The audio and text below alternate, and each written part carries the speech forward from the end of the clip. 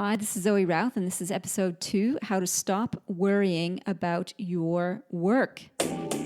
Welcome to the Zoe Routh Leadership Podcast, your source of strategies and insights to make you a better leader. Influence, improve, inspire.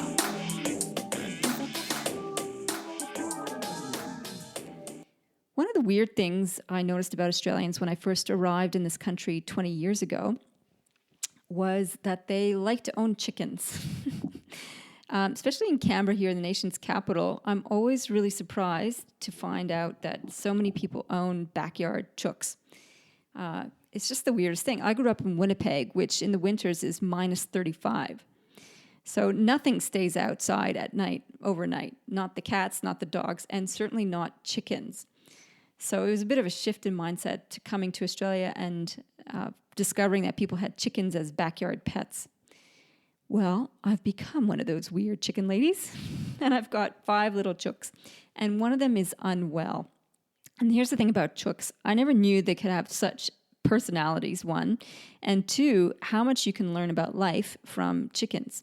So my little chicken, who is unwell, her name is Dragon. She's got a deformed tail. She's got a little down tail at the back. That's why I can tell it's her. She's unwell, and she's been doing it with dignity. She kind of just sits around, not really fighting it, just being fully present in her unwell chickenhood. And I think that's a useful lesson to take in life in general, is that sometimes you just got to suck it up and be present. So good on you, Dragon, for that little life tip today. Now, aside from chook wisdom, we have some work wisdom. One of the clients I was speaking with last week has a significant work issue. His business is facing what Dr. Jason Fox calls the yawning kraken of irrelevance, which I think is a hilarious expression. The kraken is like that mysterious sea creature that is like a big monster, and it comes up from the deep to swallow ships whole. And he uses it as a metaphor for talking about big businesses that if they don't address the changing circumstances, the trends that are on the horizon, then they too face getting swallowed by the kraken of irrelevance. And my client was basically facing that exact thing. His business is not going so well. There's new players out in the market. They're cutting his grass, taking work from him. And it's more difficult to get business these days. And he's starting to get a little touchy, nervous. He's getting a little nervous about it. And there's 3 things that he's really got going on as in terms of worries. One of them is he's worried about his reputation. He's worried about his reputation as a senior leader and the ability to maintain his status as key rainmaker. And he's worried that this whole change in business atmosphere will not show him in very good light. So that's his first worry. His second worry is about relevance. He's worried that,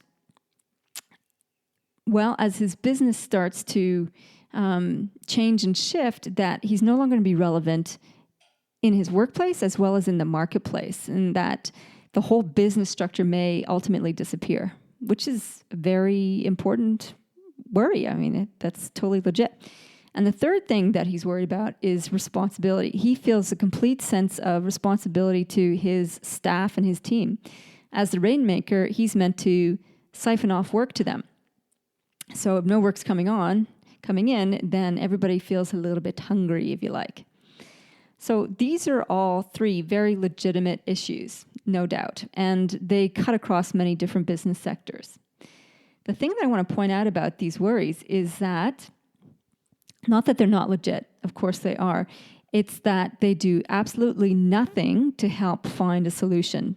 So when we focus on the worry, on the stress, it doesn't help us find solutions. We get stuck, and we get basically turn into a negative downward spiral of yuckiness. And what you notice is that if you get caught in this trap is that your gaze is internally focused. You're navel gazing, basically.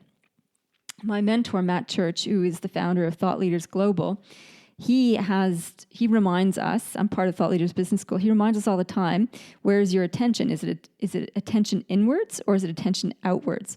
And if ever you're stuck, it's likely that your attention is inwards on yourself, on your own narrow concerns.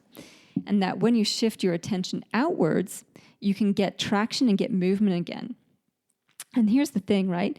When we are focused and worried on survival, that survival is like kryptonite to our clients and to our business. People can smell that sense of desperation miles away, and we don't want to go there at all. So how do we flip from attention in to attention out? Well, here's the 3 antidotes that we can play with. The first worry of reputation, we can flip that round and start focusing on purpose. So with my client, I said to him, what do you really care about? Like, why did you get into this business in the first place? What really jazzes you about the work that you do? And what is meaningful to you about it? And what's the difference that you can make through this? And as he explored that, you can see the stress in his face kind of lighten up a lot because it kind of reminded him that this whole game of business actually had a bigger purpose than just getting money in the door. So that's the first thing, first antidote. Second antidote is to think about, instead of, am I going to be relevant, is to actually think about the people that you're serving through your work. Start focusing on persons or people around you and how you can help them. What are their problems?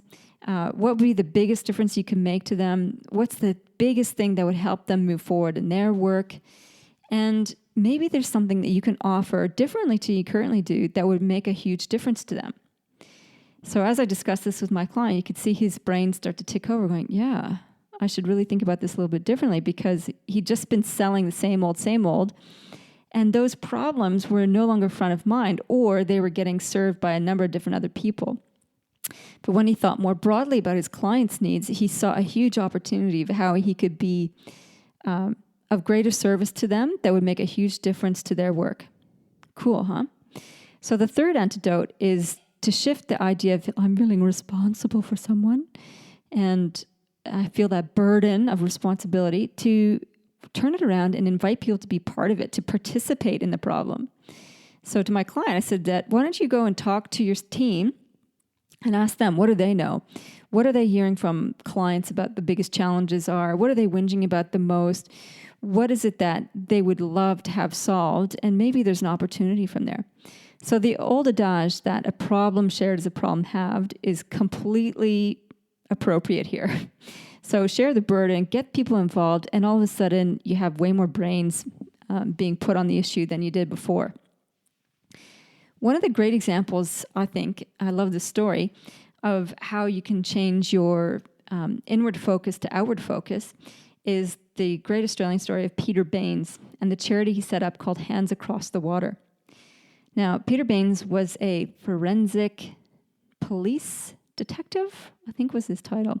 In any case, he was part of an international team that flew from Australia to South Asia during the 2004 tsunami, with the grisly task of identifying all the dead bodies, like thousands upon thousands of dead bodies. And he was one of the first to arrive, and he set up all the systems in place so they could store the bodies and then go through the process of identifying them and notifying families and so on.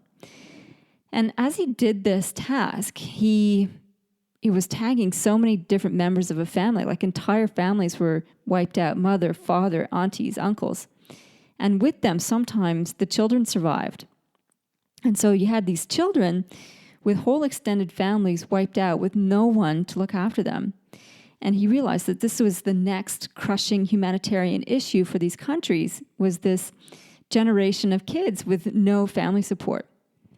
So he was inspired, or compelled is the way he describes it, to do something about this. So he set up this charity called Hands Across the Water to raise funds to start building orphanages, to give them a place to stay, a roof over their head.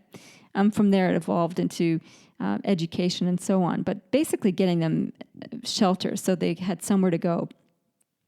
From there, that charity is mushroomed all over the place.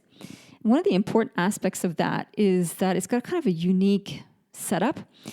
It's not like the usual, hey, we're a charity, give us money so that we can run our operations. There's fundraising involved, yes, but every single cent goes directly to the projects. There's nothing for admin overheads. How does he do this? Well, Peter is actually a thought leader, so he runs an entire commercial enterprise around speaking, around delivering training and workshops, and he uses the profits from that to funnel into setting up the admin that supports the charity. So through his business activity, he runs the admin side of the charity so that any money that people raise through these long cycling expeditions that he runs as fundraisers, all that money goes direct to the orphanages. It's very cool. And the reason I raise this as a great story is because, one, wow, I mean, how inspiring is that? Here's one guy seeing a need, making a huge difference, galvanizing so many different resources because he saw he can make a difference. Like, wow. And here's the danger, right? When you talk about inspiring people, sometimes motivational speakers are actually really demotivating. You ever had that experience? You hear someone talk about what they've done and you just, inside you think, I'm so crap compared to them. What have I done? What difference have I made? And we feel worse at the same time as being inspired. Well, forget it. Don't even do that. Let's take what's useful about the story. And what's useful about the story is flipping the attention inwards and worrying about self to flipping the attention outwards. So Peter Baines, he could have done woe is me. His life is tough. He's got all these dead bodies to tag and bag. He flipped that into what difference can I make? How can I serve others? What purpose can I have with this? And how can I engage others? So he had a total attention outwards and has created a huge social change, which is making a big difference in many, many, many people's lives. It all comes from flipping that switch from attention in to attention out. And I love this quote from Viktor Frankl, who wrote A Man's Search for Meaning. He was basically in a concentration camp during the Second World War and survived it where many others didn't because of his remarkable attitude. And one of the things he said in his book, Man's Search for Meaning, when you have a big enough why, you can handle any how. And I think that certainly applies to Peter Baines' charity. And it can also apply to us and our work. Whatever your work is, think about that. What is your purpose? How can you serve others? And how can you engage other people to be involved with that? And it helps us to turn down our little inner gremlin voice and let the bigger part of us shine. So, flip the switch, go from attention in to attention out. That's it for today. I'd love to hear your comments. If you want to write a comment or want to check up on any of the links, they're all at the show notes on the podcast, which is at zoerouth.com/podcast/2, the number 2. And I'll catch you there. In the meantime, have a great day and great week. Live well, lead well.